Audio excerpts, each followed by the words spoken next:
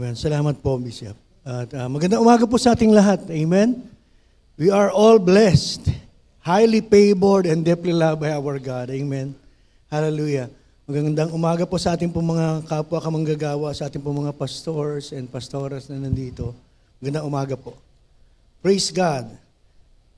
At hallelujah. Ganyan po kumilos ang Panginoon dito po sa The Life Giver Church. Bagamat hindi po natin minamagnify yung The Life Giver Church, kundi ang Diyos ng The Life Giver Church sapagkat nandun po na tayo po anumang mga bagay na pinagkakaisahan po natin at pinananampalatayanan, nandun po na mabuti ang Diyos na ito po yung pinagkakaloob sa bawat isa po sa atin. At iyan po yung biyaya na atin pong natututunan at pinag-aaralan. Amen? So magandang umaga po sa ating lahat. Alam ko po na tayo po ay nakahanda po lagi na mag-aral ng salita ng Panginoon. So ngayon pong umaga, let us open our Bible to the book of 1 Corinthians chapter 2, verse 9. Praise God. And the title of our message this morning, katulad po na sinasabi ni Bishop kanina, we can never outgive our God sapagkat napakasagana po ng biyaya ng Panginoon. So the title of our message is God's Immeasurable Grace. So immeasurable, hindi po natin nasusukat. So basahin po natin sa 1 Corinthians chapter 2 verse 9. Sabi po sa New King James Version, but as it is written, eye has not seen, nor ear heard, nor have entered into the heart of man the things which God has prepared for those who loved Him. Amen? Habi po, eye has not seen, nor ear heard, nor have entered into the heart of man the things which God has prepared for those who love Him. Sabi po sa Tagalog, subalit tulad ng nasusulat, hindi pa nakikita ng mata o naririnig ng tenga na hindi pa sumasagi sa isip ng tao ang mga inihanda ng Diyos para sa mga umiibig sa Kanya. Amen? So ngayong umaga pa lamang po gustong sabihin ng Panginoon, meron pong inihahandang pagpapala ang Diyos sa bawat isa sa atin. Amen? Hindi pa po natin nakikita, na hindi pa man po sumasagi sa ating kaisipan, o maaring meron na kayong iniisip na pagpapala ngayong umaga na gusto po ninyong maranasan, subalit higit pa riyan ang kayang ibigay ng Panginoon. Sapagkat sagana po't hindi masukat ang biyaya ng Diyos na kaya niya pong ipagkaloob sa bawat isa, sa sino mang nagmamahal sa Kanya at pananampalataya na kaya niyang ibigay ito sa pamamagitan ng Kanyang tapos na ginawa sa krus ng Kalbaryo. Amen? Hallelujah! So, ito pong verse na ito, nandun po na ini-highlight po. Nasabi po, nor eyes has not seen, nor ear heard, nor have entered into the heart of man the things which God has prepared for those who love Him. Alam ko po na alam na natin yung tema na pag-uusapan natin sa buong isang taon ito ng 2024. It is the best life. No, yung bang napaka-dakila at napaka-masaganang buhay. Sabi nga, best life, madali lang best life, yung mainam na buhay. Pero ano po ba yung pinakamainam na buhay para sa bawat isa sa atin? Kasi marami pong pwede tayong ipakahulugan doon sa sinasabi po nating best life. At lahat tayo umaasa po dyan.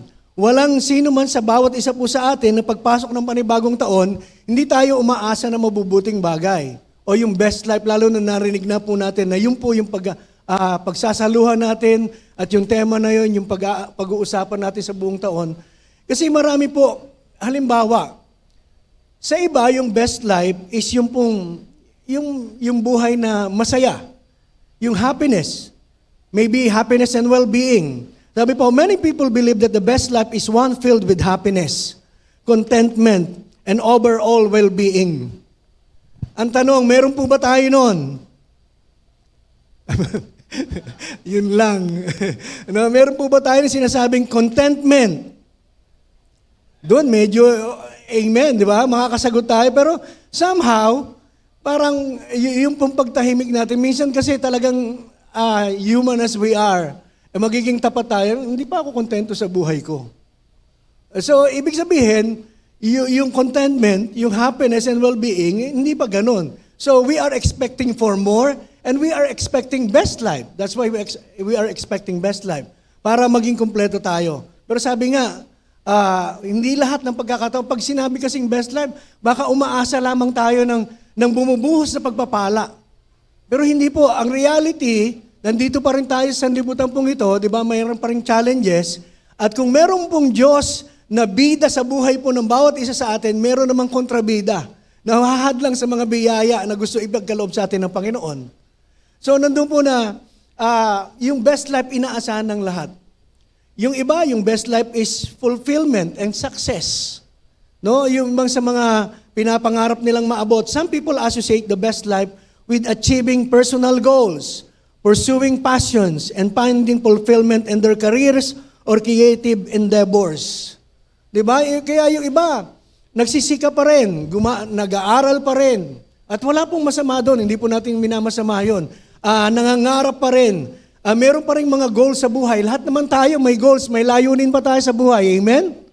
No, gusto pa na, yung iba gusto pang sumagana, tumaas yung antas ng pamumuhay. Yung layunin natin sa taon pong ito, maging manatili yung kalusugan sa buhay po ng bawat isa, sa physical nating katawan. So marami tayong gustong gawin. Fulfillment and success. Yung success po can be defined, sabi po, sa iba't ibang tao, iba-iba naman po yung sinabing success. Yung iba sinasabi nilang successful sila kapag marami po silang pera o financially stable po sila.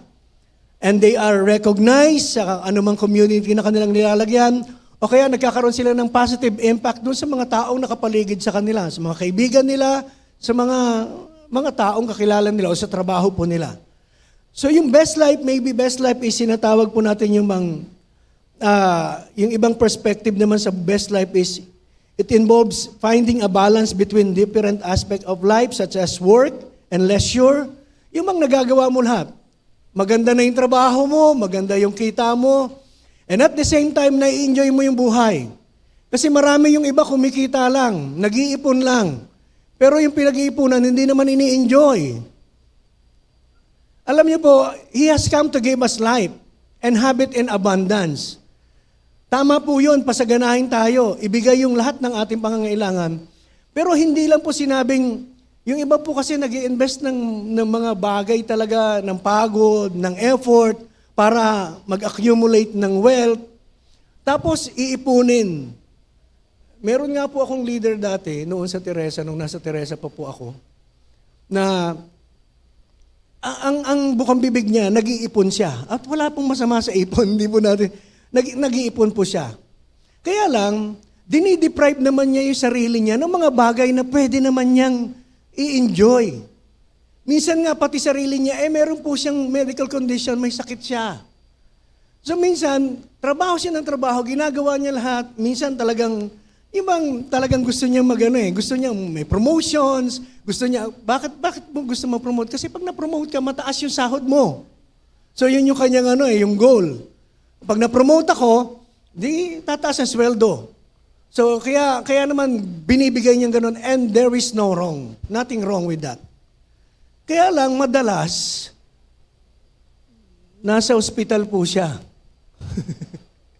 Dahil sa sobrang pagod, minsan napapabayaan na na-overlook niya na yung sariling kalusugan, nagkakaroon ng sakit, saan po napupunta yung kanyang iniipon? Yun lang po yung gusto ko sabihin na minsan hindi po masama na nagtatrabaho po tayo, gumagawa tayo, nagsisikap tayo, yung bang walang masama po doon. Pero pag may mga pagkakataon, ang best life po na tinatawag, hindi po yung puro pagkita at puro pagtatrabaho.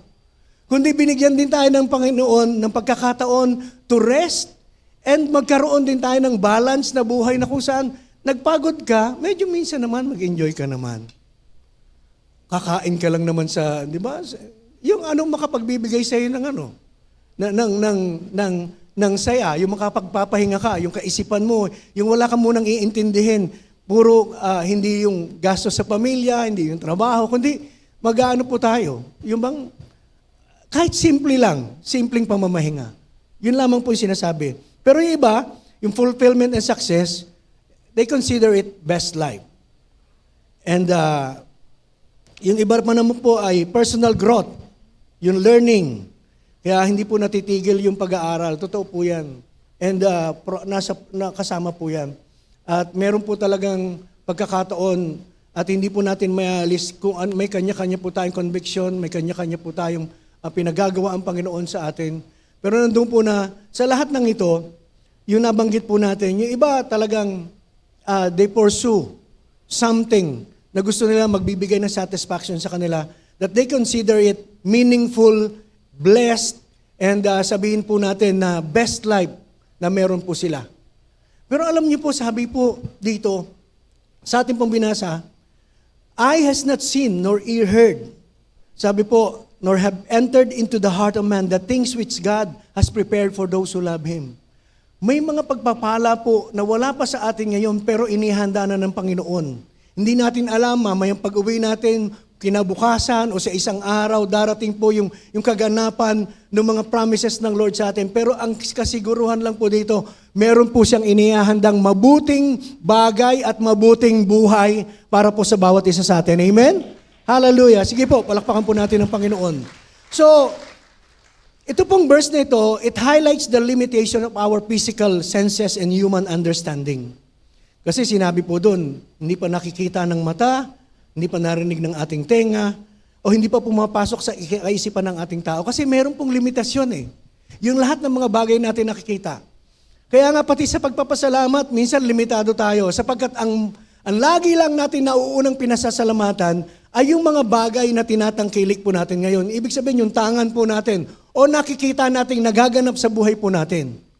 Pero yung mga bagay na wala pa tayo, hindi pa natin ipagpapasalamat. Diyan po pumapasok na sinasabi po, kung tayo po ay nananampalataya, if we have faith in our God, nandun po nagagamitin natin na kahit po hindi natin nakikita pa yung mga bagay na yon. Katulad ng sinasabi, hindi pa natin nakikita. Sabi po, which God has prepared for those who love Him, nandun po yung mga bagay na inihahanda niya. Sabi po, pinasasalamatan na po natin. And sabi po, sinasabi lang ng Panginoon, alam nyo, kung titingin ka lang at aasa ka sa mga pagpapala na makikita mong darating yung mga kailangan mo munang makita, hindi mo talaga makikita. Pero meron akong inihahanda sa'yo. Iyan lang ang katotohanan, iyan lang ang kasiguruhan na meron akong inihahandang pagpapala sa'yo. So, our eyes have not seen, our ears have not heard, and our minds have not even conceived the incredible things that God, incredible things that God has in store for us, His people.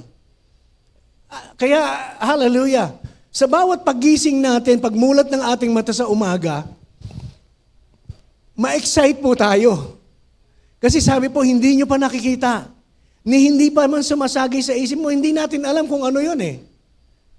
Pero ngayon bang umaga, kaya nating paniwalaan na isang araw o merong pagkakataon sa buhay po natin, tatanggapin natin yung hindi natin nakikitang bagay na inihahanda sa atin ng Panginoon. Hindi pa man natin naiisip, hindi pa man natin pinapalagay na darating sa buhay natin, pero meron pong darating. At nagaganap po sa maraming kapatiran po natin. No, miski po sa bawat isa sa atin, ako po personally, may mga bagay na hindi mo naman inaasahan eh. Kami po, hindi namin nakikitang merong ganyan. Sa ministry lang, di ba? Hindi pa natin. No eye has seen or ear has heard. Nung una, pinapangarap mo lang, sinasabi mo lang, at pinaniniwalaan, hindi, isang araw magkakaroon tayo niya. Oh, meron na. So, ibig sabihin, meron siyang ginagawa.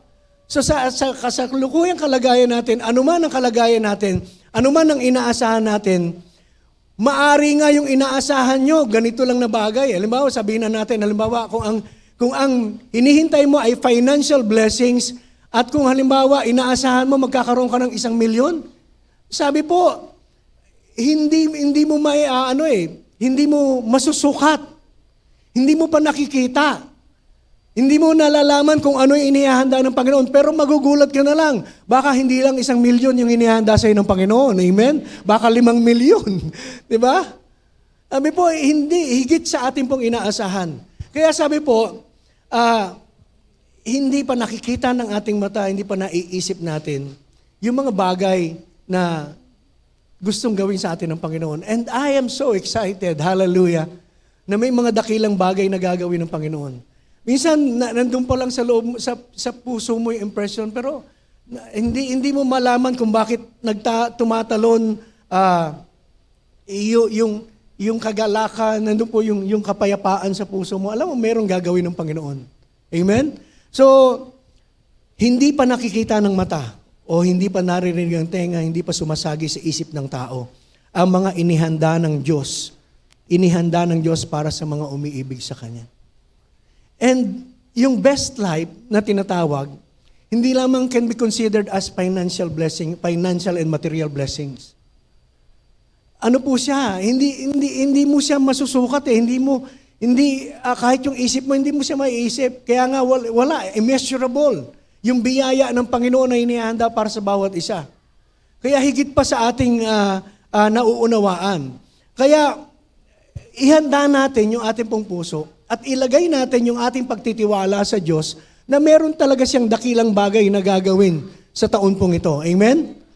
At kapag naniwala po tayo sa sinasabi ng Panginoon, we embrace kung ano po yung pinagkakaloob ng Panginoon sa atin at nihanda niya. Sabi po, ihahayag ng Panginoon.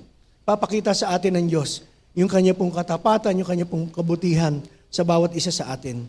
Kaya ang grasya ng Panginoon napakasagana sa buhay po ng bawat isa. At nandun po na lagi po nating panghawakan, no? Na sa lahat sa ng aspeto ng buhay po natin ay meron pong biyaya na nakahanda ang Panginoon. So there is that unseen blessings of God. Sabi po kasi, eye has not seen, nor ear heard, nor have entered into the heart of man the things which God has prepared for those who love Him. God's grace and blessings are beyond human understanding. Di ba ito lamang pong binasa natin kanina, no, na sinasabi po natin na hindi pa nakikita ng mata o narinig ng tenga. Pero di ba ito yung biyaya ng grasya po sa buhay po ng bawat isa, yung tapos na ginawa ng Panginoon? Na hindi nabibigla na lamang tayo, namamangha na lang tayo isang umaga, isang araw, may pagkakataon sa atin, dumarating yung biyaya kahit hindi mo inaasahan. And even po yung pinag-aaralan natin na maraming, we are not deserving sa blessings, no? Tayo po'y makasalanan, pero tayo po'y pinaging matuwid ng Panginoon. Yan ba sumagi na ba sa isip natin noon yan? Nakita na ba natin yung magiging kalagayan natin ngayon bilang Kristiyano? Hindi po eh. Pero di ba ito po yung mensahe ng biyaya na minsan, yung mensahe po ng grasya, napakahirap paniwalaan. Kasi ang tao naghahanap ng ebidensya. No, yung bang iniintay niya, pakita muna sa akin bago ako maniwala. Ano sinasabi mong grasya na darating ang biyaya na wala akong ginawa, darating? Yung po yung sinasabi ng Panginoon, hindi mo nakikita, hindi mo nauunawaan. Yun ang pag-ibig ng Diyos. Yun nga lang pag-ibig ng Diyos eh. Tingnan mo yung sarili mo. Pag titingnan mo yung sarili mo, i-analyze mo, ang tingin, karapat dapat ka bang mahalin ng Panginoon? Karapat dapat ba tayo? Di ba? Kung sa standard ng Diyos, hindi man tayo karapat dapat eh. Pero hindi din natin nakita yun, hindi din natin naunawaan. Biglang dumating yung kapahayagan na kung saan sinasabi sa atin, na nandun po na dahil sa biyaya ng Diyos, sa grasya ng Panginoon. No, nandun na minahal niya tayo sa kabila ng kung sino tayo, ano yung mga pagkukulang natin. Pero yan po yung mensahe. Hindi natin nakita yan, hindi natin narinig dati yan, noon pa. Pero ngayon po pinahayag sa atin ng Panginoon. At nandun po na nararanasan po natin. So, ganun din sa bawat biyaya ng Panginoon, it is beyond our human understanding. Basahin po natin sa Ephesians chapter 3 verse 20. Sa TPT version po. Sa The Passion Translation po. Kung meron po tayo.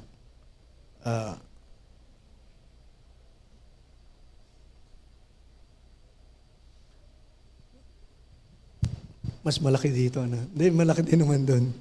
Ay, tama pala. Pag tinanggal ko, malinaw. Yan, dapat.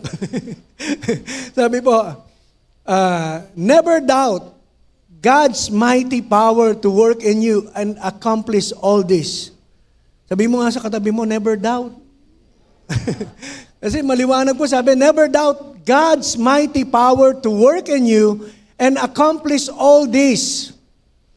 He will achieve infinitely more than your greatest request. Hallelujah. What is your greatest request this morning? Sabi po ng salita ng Panginoon, never doubt God's mighty power to work in you and accomplish all this. He will achieve infinitely more than your greatest request. Your most unbelievable dream. Hallelujah. Even the impossible dream. Huwag nyo lang kakantahin sa videoke.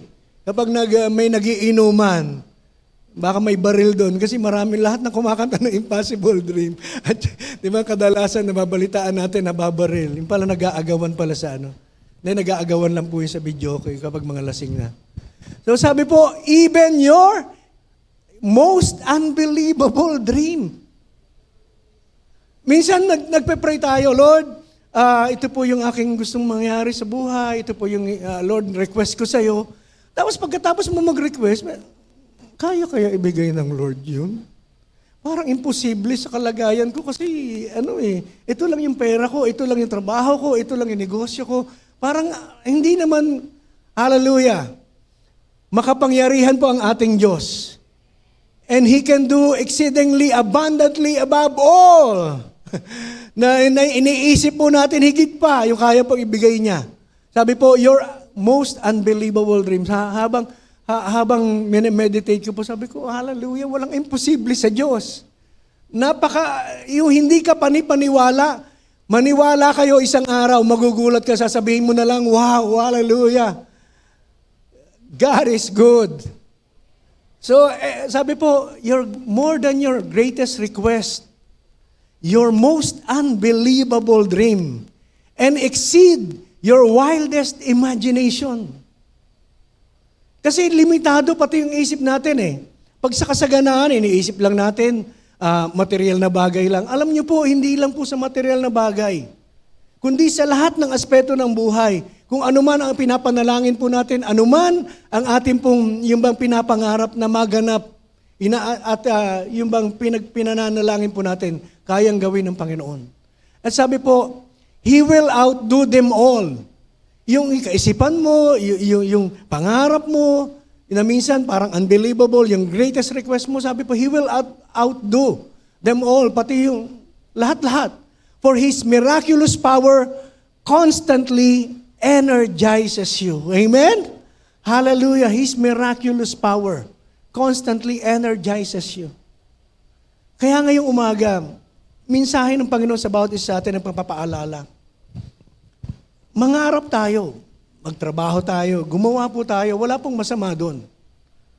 Pero alam niyo po, higit pa riyan sa inyo pong maaabot yung kayang ipagkaloob ng Panginoon. Magtiwala lang tayo sa Kanya. More than our wildest imagination. Yung mga milyonaryo, pwede bang mangyari yun? Maliit lang yung business ko. Saan ba nagsimula yung maliliit?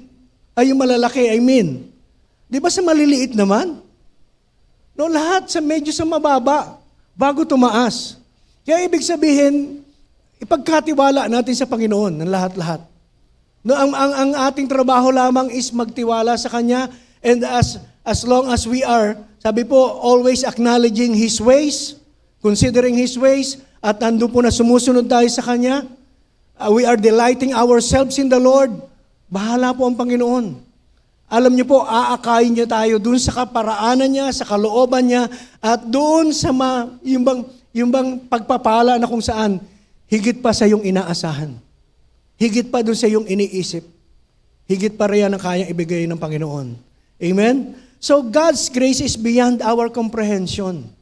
Hindi po natin kaya wag tayo, minsan, may tinuturo dito sa kalagitnaan, yung bang hindi ko parang hindi ko mapaniwalaan yan. Ibig sabihin, yan talaga yung tinuturo. Yan po yung biyaya ng Panginoon. Hindi natin maunawaan. Marami sa atin, hindi natin nauunawaan yan dati. Na tayo, pinatawad na ng Panginoon. Yung ginawa natin noon, ngayon, at magagawa mo pang kasalanan sa kinabukasan, pinatawad na ng Panginoon. In our wildest imagination, hindi natin maisip na, kaya palang gawin kaya bang gawin ng Diyos yun? Opo, ginawa niya na eh. No? 2,000 years ago, nung inalay niya yung kanyang buhay bilang pambayad, yung kanyang dugo ay tinigis niya bilang pambayad ng ating mga kasalanan. Yun na po yun eh. Kaya lang mahirap talagang paniwalaan. Kaya ang gusto lang ipaalala sa atin ng Panginoon, no, all the blessings will come before us by grace through faith. So yung lahat ng biyaya ng Diyos darating, kahit na pinakamalaki. Kaya yung mga kabataan, pwede kang mangarap ng pinakamalaki. Sabihin mo, mahirap lang kami, pero gusto ko magtapos ng pag-aaral, gagawin ng Panginoon yan. He will bless your parents para and gagamit siya ng mga tao para makapag-aral ka. Ganon din sa kalagayan natin sa aspeto ng ating pong buhay na kung saan pinansyal, material, sabihin natin na parang hindi tayo umuusad. No. No eye has seen, nor ear has heard. Sabi po, nor mind, nor have entered into the heart of man, yung pong inihanda ng Panginoon. Meron siyang inihanda, panghawakan lang po natin. And meron pong perfect time na darating po yung mga biyaya sa bawat isa.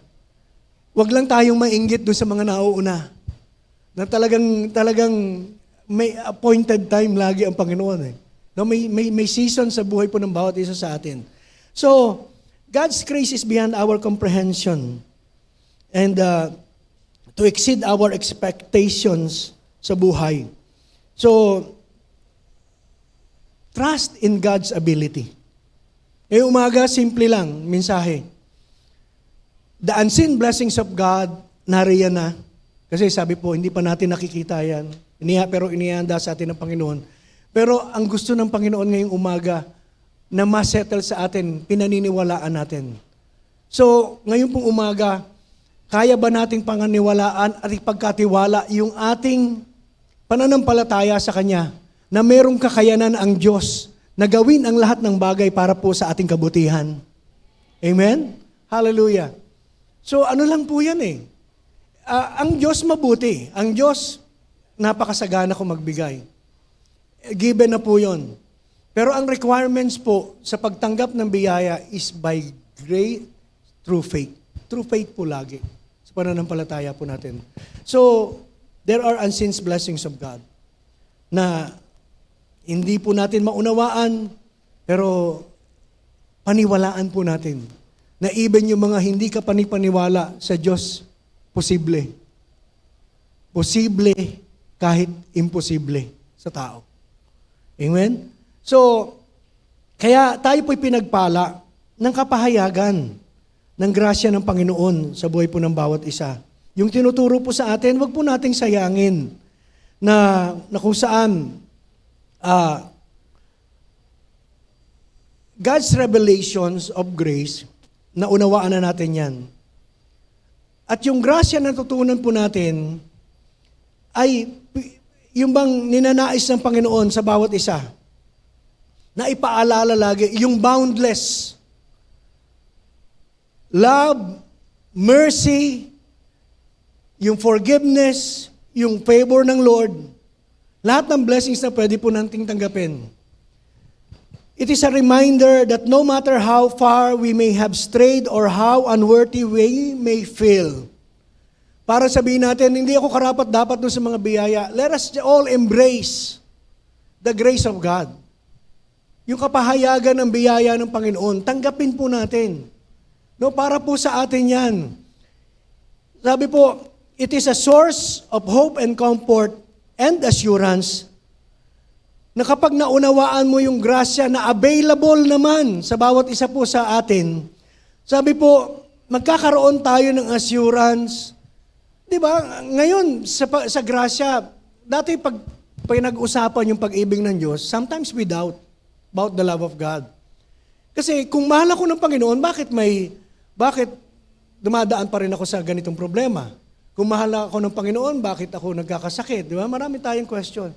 Pero ngayon, alam na natin na sa gitna ng kung anumang kinalalagyan po natin, hindi po mababago ang katotohanan, mahal na mahal tayo ng Diyos. Amen? Kahit naman din sa ating mga kahinaan na minsan nakikita pa rin sa atin, nagagawa pa rin natin, Pero sa pagyakap natin doon sa mensahe ng grasya ng Diyos, nagbibigay sa atin ito ng assurance na tayo po ay mahal na mahal ng Diyos at tanggap tayo ng Diyos. Amen? Kaya naman ngayon, pati po sa lahat ng larangan, sa pananalangin, hindi ka na gano'n nag-i-struggle. Dati bago ka lumapit sa Panginoon, kailangan mong eksaminin yung sarili mo. Karapat-dapat ba ako tumanggap ng biyaya? Karapat-dapat ba akong lumapit sa trono ng kanyang biyaya? Meron akong nagawa, meron akong mga pagkakamali. Alam niyo po, hindi na po, yun ang pinag-uusapan sa grasya. God's revelation of His grace reminds us of His boundless love. Laging pag-ibig na lamang po ang Kanya pong gustong ipagkaloob sa bawat isa sa atin.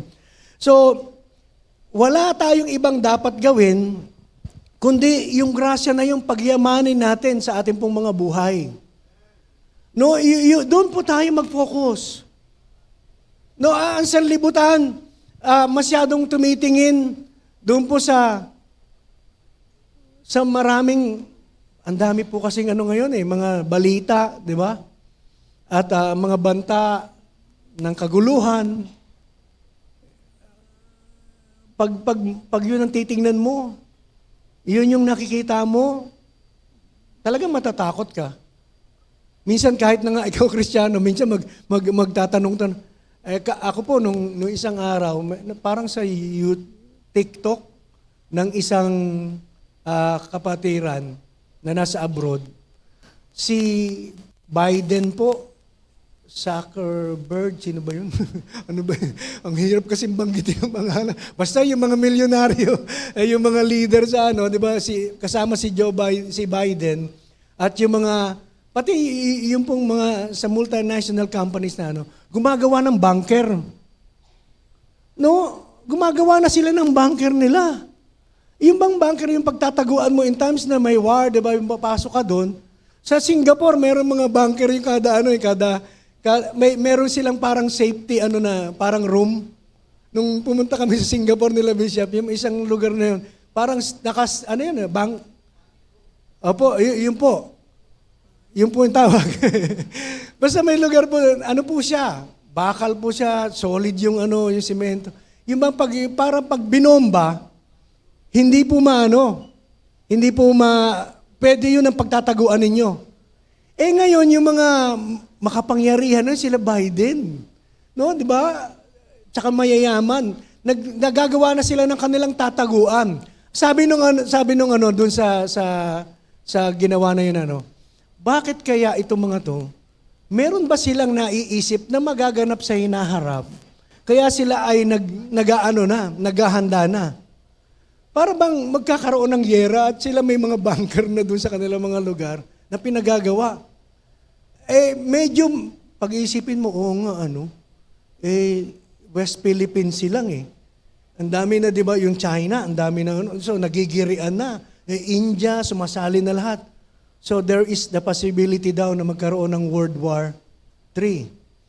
Pag naisip mo yun, sabi ko, reservist pala ako, nag-college ako So natapos ko yung ROTC, malamang kami yung unang tatawagin.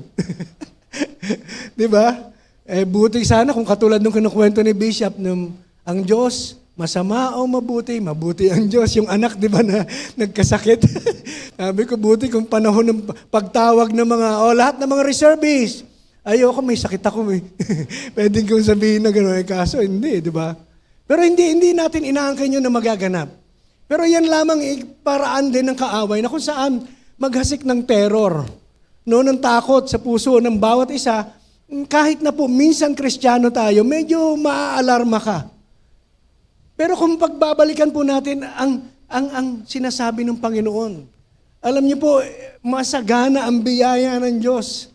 Na kung saan, sabi po, hindi niya tayo hahayaan Hindi niya tayo pababayaan, hindi niya tayo hahayaan na tayo po ay malagay sa isang kalagayan na tayo po ay mapahamak. Lagi pong merong pagliligtas ang Panginoon. Lagi pong merong pagsusupply ang Panginoon. Kung ikaw ay nangangamba na baka dumating sa pagkakataon na ikaw ay mawawalan na ng supply, God will supply all our needs. Amen? Hallelujah! Minsan nakatingin lang tayo masyado sa demand ng buhay. At nandun po na tayo po ay we are not living under the grace kapag ganun eh. Living under the grace is we are conscious of the supply na kayang ipagkaloob ng bawat sa atin, higit pa sa ating inaasahan. Yun po yung mamumuhay sa grasya. Yung nakatingin ka hindi sa demand ng buhay, kundi sa supply na ipagkakaloob sa iyo ng Panginoon. Sabi ko nga, ano ba madalas nating hanapin? Yung meron o yung wala tayo? Yung wala. Siyempre, no? Yung wala tayo. Pero, sabi ko, ang naiisip ko, bakit ganon? Minsan meron pa rin naman tayo eh. Pero yung tinitingnan, mas madali nating hanapin yung wala sa atin kaysa sa mga bagay na meron tayo. At nandun po na hinahanap natin, samantalang yung meron tayo, hindi pa rin natin napapasalamatan ng Diyos doon sa mga bagay na meron na tayo. Lalo na yung maliliit na bagay. Hindi lamang po sa 100,000, sa milyon, kundi kahit sa piso, magpasalamat po tayo sa maliit na bagay. Sapagkat diyan po nagsisimula yung pag-uugali ng isang puso na nagiging mapasalamat tayo. Kapag natutunan natin siyang pasalamatan doon sa panahon na wala tayo, nagkaroon tayo ng maliit, hanggang sa lumaki ng lumaki, doon pa lang sa maliit, mapasalamatan na natin siya. No, kaya ang buhay natin ngayon, God is preparing a best life for all of us. Amen? Hallelujah. Hindi pa natin yan na-imagine. Pero mangyayari yan at magaganap. Paniwalaan po natin. Kaya lang, sa takbuhin pong ito, madalas, nandun po na, ang goal po natin is to run the race eh. No, habang tayo po'y tumatakbo sa takbuhin ito ng buhay, nandiyan po na ang responsibility ng Panginoon, hindi niya yung pababayaan na tayo po'y pangalagaan, na sinasabi niya, isusupply ko ang pangangailangan nyo, I'm always with you, nandun na until the very end of this world, nandun po na kasama natin ang Panginoon. No, at patutunayan niya yan sa atin. Kaya lang, ang problema po, habang tayo po'y tumatakbo, as we are running this race ng buhay, talagang nandun po na marami, nasa sidetrack na maraming bagay. Nag-chapel po kami nung nakaraan. At nabanggit nga po yung kasi panibagong taon na naman. So, magsiset na naman tayo ng mga goals natin. Tapos, ano ba yung nagiging hindrance? Halimbawa, nakwento ko sa kanila yung isang sprinter na, yung runner, di ba, yung 100-meter dash, pabilisan yon, sprint. Or any race na meron pong pinag-uusapan po namin, yung may karera. Ano ba yung nagiging dahilan kung bakit hindi nakakarating agad sa finish line o nagiging mabagal ang pagtakbo ng isang runner? At napaka-mature ng mga sagot ng mga bata. Nagugulat ka sa mga bata ngayon, matatalino po at mga mature po sila. So, meron naman talaga, kasi grade school meron pong grade 1 o kinder pa po yata yun, nandyan. Meron isang nagsabi, kapag yung shoelace, kapag natanggal yung tali ng sinta, siyempre, titigil ka, di ba? Oo nga naman, shoelace. Sabi nga, ano yung distraction? Shoelace po. Sabi ko, oo nga, inisip ko, bakit shoelace? Kapag natanggal pala yung tali ng sintas, titigil siya, itatali. So, madidistract siya. Pero meron pong isang bata na sumagot. Sabi niya, ano yung yung mga bagay na gano'n? Sabi, generalize niya na eh. Sabi niya, yung mga distractions sa paligid. Sabi ng bata, sabi ko, praise God. Yun naman talaga eh. Marami kasi, yung iba, habang tumatakbo, lumilingon. Diba? Lingon ng lingon sa nakaraan. Tinitingnan, ang nagiging batayan nila, nung aabutin nila, nung takbuhin, yung katagumpayan na mararating nila, parang nakasalalay doon sa nakaraan. So kapag nakita nila nakaraan, teka, hindi ko nga nagawa noon yun eh. Parang nadidishearten na sa race na ngayon, meron na sa harapan nila, nagiging daan para maging mabagal yung pagtakbo. Dahan-dahan, nag-iisip pa. Samantalang, di ba, kung hindi ka lilingon, magpapatuloy ka lang, ang titingnan mo yung finish line, yung goal mo is makatapos ka doon, at tayo po, hindi naman tayo pabilisan sa pagtakbo, sa buhay na ito bilang mga Kristiyano. Lagi nga po tayo sinasabi, pinapaalala sa atin, nasa marathon tayo. Patibayan po dito. Hindi lamang po patibayan ng resistensya, patibayan ng puso, pati emosyon. Kung ikaw ay naglilingkod sa Diyos, hindi lang po dapat puro galing. May puso ka din. No, meron ka ring kailangan mo ring tumanggap ng mga pagtutuwid sa maraming bagay. So marami pong hindrance, maraming distraction sa paligid po natin, kaya hindi po tayo nakakapagpatuloy. But let us just embrace the grace of God na ipinapahayag sa atin. Na anuman ang kalagayan natin, anuman yung kahinaan natin, hindi mababago yung kalagayan, mahal tayo ng Panginoon. Kaya kapag alam mo yung identity mo, yung revelation ng grasya sa buhay mo, ng biyaya ng Diyos, hindi ka madidisheartened, magpapatuloy ka. Hindi ka madidistract ng anumang bagay. Basta ang alam mo, ang lahat na mabubuting bagay ay inihahanda sa akin ng Panginoon. No, kaya hindi ako madidistract at hindi ko rin titingnan yung aking mga kahinaan sapagkat pinaging matuwid na ako ng Panginoon. I am accepted in the beloved and I am full of grace. Hallelujah. Full of grace ang Panginoon, full of grace ka na rin dahil tumatanggap ka ng grace na nagmumula sa Kanya. Amen? Hallelujah. So, revelation of His grace. I-ano po natin, i-embrace po natin. And we are to live in the abundance of God's grace. Basahin po natin sa 2 Corinthians chapter 12, verse 9. Kung meron po tayo sa Amplified, ano po. Live in the awareness of and gratitude of God's grace. Sabi po, but He has said to me, my grace is sufficient for you. My loving kindness and my mercy are more than enough. And available lang ba siya kapag kailangan natin? O may panahon? Hindi ka tatanggap ngayon, bukas na. Sabi po, it is always available. Hallelujah, regardless of the situation. Pare-parehas ba sitwasyon natin ngayong umaga? Iba-iba, no? Iba-iba yung pangangailangan natin, iba-iba yung sitwasyon ng buhay. Meron sa atin na sabihin natin nasa okay naman, pero merong hindi okay, may okay na okay, kung ano man ang kalagayan. Sabi po, ano man sitwasyon. Sabi po, my grace is sufficient for you, my loving kindness, my mercy are more than enough, always available, regardless of the situation. For my power is being perfected and is completed and shows itself most effectively in your weakness.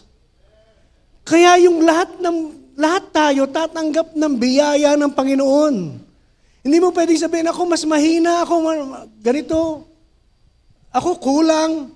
Sabi po, higit pa sa sapat ang biyaya ng Panginoon, ang kapangyarihan niya, ay sabi po, being perfected and is completed and shows itself.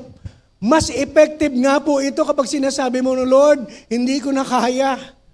Lord, pag-aaminin mo lang na, Lord, kailangan kita. No, kapag sasabihin mo, Lord, kulang ako. Pagpapatunay lang na hindi mo kaya and we are depending on our God for His grace, sabi po, mas lalong nagiging effective. Therefore, I will all the more gladly boast in my weaknesses so that the power of Christ may completely enfold me and may dwell in me. So purihin ng Panginoon. Ano mang sitwasyon tayo ngayon? Ang biyaya ng Diyos always available. Huwag kang magdadalawang isip, hingin sa Kanya. Actually, tinanggap na naman natin yan eh.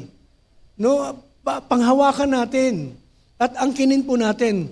And ma-aware tayo. Huwag tayong ma-aware doon sa kakulangan. Huwag tayong ma-aware doon sa problema. Lagi tayong nakatuon doon sa mga pangangailangan natin, pangangailangan ng, di ba, financial, material, yung sa business natin. Sometimes, sabi po, we are to focus. No, yung pong isip natin, yung puso natin, yung pagtitiwala natin sa Panginoon. Sapagkat doon sa mga kakulangan na meron ka, doon sa mga kahinaan na meron ka, malakas at makapangyarihan ng Diyos. Kaya niya ibigay lahat. Hallelujah. And I am so much thankful to the Lord. na lahat tayo ganyan, karanasan natin yan. Ako maraming kakulangan eh. Marami din mga bagay na, para bang when you are in the position na kung saan, sabihin leader ka o pastor ka, sabihin na natin strong at well provided yan. Minsan may ganong kaisipan. Kaya nga, may mas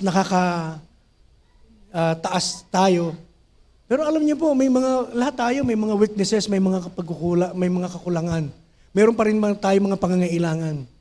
Pero ako po personally, namamangha ako sa Panginoon. Totoo po na, kaya ito naging meditation ko na hindi niyo pa nakikita. Kasi meron na siyang minsan may mga hint na siya ng mga bagay na ginagawa siya. Pinaparana sa iyan, naranasan mo yan. Pero hindi mo inisip dati, pero ngayon, nandoon na, tinatamasa mo na. Pero sabi niya, higit pa rin yan ang kaya ko ibigay sa'yo. Amen? So we are to be aware na sagana ang biyaya ng Diyos para sa bawat isa sa pangailangan po natin. At hindi lang pangangailangan natin na material, kundi emotional and spiritual things, blessings, pagkakaloob ng Panginoon. Amen? Hallelujah. So embrace God's grace and allow it to strengthen us in our weaknesses. Sa kahinaan po natin, basta pag-amin lang, Lord, huwag tayo magmalaki na kaya natin. Lagi kapag tinatanong, kamusta yun? Kaya yan. Ako bahala dyan, no? Laging bahala si Lord. No? Sa Kanya natin ipagkatiwala. So live in the abundance of God's grace. Lagi po tayo maging aware. No, nasagana yung Kanyang biyaya. Pag may mga bagay lamang tayong sabihin natin, kasi madali po tayong yung bang mataranta, madali tayo yung bang ma-sidetrack ng mga pangangailangan po natin, lalo na natatakot agad tayo, kaya tayo po'y gumagawa ng kaparaanan. At bilang tao, tama lang naman na gumagawa ka ng paraan para sa pero ganun pa man. Hallelujah, higit po nating pagtiwalaan na napakasagana ng biyaya ng Diyos. Hindi po mauubos ito na sa anumang pangangailangan natin ay kaya niya pong ibigay. So as believers, we can take comfort in the assurance that God has prepared a life filled with blessings, favor, and goodness for those who love Him. Sa mga nagtitiwala sa Kanya at nagmamahal sa Panginoon, hindi niyo pwedeng sabihin kayo lang ang nagmamahal sa Panginoon. Mas mahal na mahal tayo ng Diyos. And let us all enjoy God's love sa buhay po ng bawat isa sa atin. So, sa panibagong taon na ito na pinagkakaloob sa atin, nandun po na lalo nating yakapin yung biyaya ng Panginoon. At hindi tayo magkukulang sa lahat ng pagkakataon, sa anumang sitwasyon ng buhay, anumang magiging kalagayan po natin, hindi po tayo pababayaan ng Panginoon. Bagkos, nandun na makikita natin yung kanyang mga himala, nandyan po yung kanyang mga pagkilos sa buhay po ng bawat isa sa atin, na kung saan we will enjoy yung meaningful, yung best life na inihahanda niya para sa bawat isa po sa atin. So, kasi ang susi lang po dyan, relationship sa Kanya na naman babalik. It boils down to our relationship with God. Kanina yung nabanggit ko na pananaw ng ibang tao, perspective nila about best life o yung blessed life, meaningful life, nakasalalay dun sa kung ano yung meron sila, tinatanggap nilang material, yung posisyon sa society o yung profession nila. Pero alam niyo po, ang pinaka-source lamang po ng lahat ng biyaya na ito na inihanda sa atin ng Panginoon ay yung pong magkaroon tayo ng isang buhay na relasyon sa Kanya. When we have a relationship with God, intimate, at nandun po na in all our ways we acknowledge Him, we can seek His guidance and direction for our lives. Nandun po na bibigyan tayo ng guidance ng Lord. Kaya sa buhay na ito, ang kailangan po natin ay laging ang Panginoon ang siyang pagtiwalaan po natin. Siya yung magdadala sa atin sa katuparan ng lahat ng inihahanda niya. Hindi po tayo. Tayo susunod lang. At ang kaaway, nandyan lang po yan. Hayaan lang natin. Huwag din tayo maging aware sa kung ano yung pagkilos ng yan talagang demonyong yan. Ganito na naman ang ginawa sa pamilya. Minsan doon kasi lang tayo, binabantayan po natin. Pero high time for all of us that we are to live in God's grace, at nandun po na yung source ng comfort po natin, ng assurance, na tayo po ay mahal, accepted ng ating Panginoon, yung pong ating relasyon sa Kanya. Yung best life cannot be found on the material things. It cannot only be found doon sa mga positions na meron tayo. Yung best life, hindi po doon sa mga successes, achievements na maabot po natin. Yung best life is yung meron kang buhay na relasyon sa Diyos. Naniniwala ka sa Kanyang tapos na ginawa. Yun po yung best life. Kaya ngayong taon na to, wag lang tayong best life. Hallelujah. Nako, sasagana ako sa maraming pera, maraming mga material na bagay, ganito. Hindi po. Yung relasyon natin sa Panginoon, doon magsisimula yan eh. Doon nag-uugat. No, lahat ng bagay mapaniniwalaan mo kung meron kang buhay na relasyon sa Kanya, nakikita mo siya talagang aware ka doon sa ginagawa ng Panginoon. Tayo po ba aware tayo sa pang-araw-araw natin buhay na ang Diyos kumikilos sa atin? Amen? May mga pagkakataon po, bago po wala si Ate Shirley, kaya lang, okay lang naman, sabihin ko. Noong nakaraan po sa company po ni Ate Shirley, kasi parang sabi ko nga sa kanya, parang walang wala kayong security in terms doon sa parang employment. Doon sa kanila lang po kasi parang yung isang account, 'di ba? Alam mo sa call center, 'di ba, pag na-dissolve o natapos, yung mang i-terminate na wala na yung na yun. So lahat nung nasa department na yun, pwedeng mawalan ng trabaho. Sinabihan na po siya na hanggang katapusan, hindi ko po alam kung kailan katapusan eh. Katapusan ng mundo. Wala sinabihan siya na magre-report na lang sila sa ganito yung huling araw. At pagkatapos nun, wala na. Tanong ko kaagad, may separation pay? Sabi po, wala. Sabi ko, naniniwala ka bang tatanggalin ka? Sabi niya, hindi naman ako, at saka hindi rin naman ako natatakot eh. Kami po kasi, kaya sabi ko kahit naman mawala ka na dyan sa work mo eh. Kasi sabi ko, dati ba, may work ka ba? Sabi niya, wala. Tapos sabi ko, nag-aaral yung mga anak natin. Di ba, noong nagsisimula tayo, noong nag-full-time ako, nung sinabi ni Bishop na may tinapay o wala, sabi ko, kung pwede lang sana meron. Isip-isip ko lang. Pero sabi ko, sige, paglilingkod eh. Yun yung calling. Hallelujah, marami pong pinagdaanan. Akala nila, sabi nga, mahirap, sabi ni Pastor Remy, mahirap magpastor. Mahirap magpastor. Andun po na, noon sabi ko, di ba wala ka rin trabaho? Nung nag-aral si Dana, pinrovide lahat ng Panginoon. Tapos nagsabay na sila mag-aral. Sabi ko, wala ka rin naman trabaho nun eh. Pupunta tayo ng Teresa, kahit bumabagyo, sasakay lang tayo ng G-Liner, na-enjoy natin yung paglilingkod. Kahit na mahirap, may baby kang dala-dala. Pero nagbabiyahe kayo ng bumabagyo papuntang Teresa, okay lang. Yung ganun, pero na-enjoy yung paglilingkod. At sabi ko, never nating inisip kung paano tayo paano natin mapagpapatuloy. Pero doon sa bawat pangangailangan, pinagkaloob ng Panginoon. Tapos hanggang ngayon, sabi ko, yan lang ba? Matatakot pa tayo ngayon na mawawalan ka kung sakali man hindi ka na magkatrabaho? Sabi ko, okay lang. Pero alam niyo po, nung pinaka-last na araw na sinasabing hindi na siya papasok at magte-tender na sila ng resignation. Actually, meron na po siyang gawa eh. Pero alam niyo po, sabi sa kanya, sige, punta ka doon sa 20th floor. Mas parang wala lang, tuloy-tuloy ang trabaho hanggang ngayon. Nagtatrabaho pa rin. Tapos meron na naman kami pinag-uusapan kanina, sabi, itutuloy na daw. Parang maaano na daw yung ano. Sabi ko, kinausap ka ba ulit? Hindi naman. Sabi ko, okay lang. Pumasok ka, pag pinapasok ka. Pag sinabing hindi, edi praise God. No? Edi masaya na tayo. At nandun po na makakapagpahinga ka kasi minsan stressful po yung trabaho. Pero may isang pagkakataon, susunduin ko siya, ang blood pressure niya ay 160 over 120. May ganun pong mga dahil stressful po yung trabaho minsan eh. May tatawag sa'yo, di ba? Tapos, sa kanya po, local pa lang yun, ha? Eh, yung mga customer na minsan may nagmumura daw. Nagmumura. Tapos nung tinanong niya, taga saan po kayo?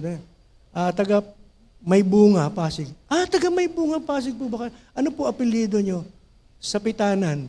Ay, hipag kayo. Yung kapatid ko po kasi sa simbahan dati. Sabi ko, so ibig sabihin yung nagmura sa'yo, yung leader ng simbahan. Minumura daw siya nung una. Tapos nung nalaman sa Pitanan, kasama pala ng kapatid ko doon sa simbahan na naglingkod niya sabi ko, tapos sabi niya, sa kanang bumait. Sabi ko, wala na, namura ka na. Sorry na lang talaga. Pero ganun po kahirap. Pero sabi ko, sa lahat ng yan, karanasan, alam ko, bawat isa may patotoo sa ganyan pong mga bagay. Minsan parang, inaakala mo na mapapahama ka na. Minsan inaakala mo na yung bang, hallelujah, parang magkukulang. Pero, hallelujah, katulad na sinasabi ng Panginoon sa mga kahinaan natin, sa mga pangangailangan natin, higit pa sa sapat yung kanyang biyaya at sa lahat ng sitwasyon na meron tayo. Sabi po, my mercy are more than enough, always available regardless of our situation. Kaya ngayong umaga, hindi ko po alam kung ano pong sitwasyon na meron po ang bawat isa. Pero anuman po iyon, sinasabi ng Panginoon ngayong umaga, sapat ang biyaya ko sa iyo. At huwag kang mag-alala, magugulat ka na lang.